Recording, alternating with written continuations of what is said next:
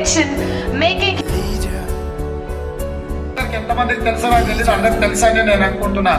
దేశానికి స్వతంత్రం రాకంటే ముందే 1941లోనే మీ బిల్డర్స్ అసోసియేషన్ ఆఫ్ ఇండియా ఏర్పాటు జరిగింది. మీ అసోసియేషన్ ఏర్పడిన తర్వాతనే దేశానికి స్వతంత్రం వచ్చింది. You have 80+ years experience is there. All your experience has been utilized for Hyderabad development, Telangana development, particularly in Kosi river front development. మీ లెగసీని ఈ తెలంగాణ రాష్ట్ర అభివృద్ధిలో మీరు భాగస్వాములై ముందుకు తీసుకెళ్ళాలి. ఈ హైదరాబాద్ నిర్మాణంలో మీ అందరి మా అందరి భాగస్వామ్యం ఉండాలి.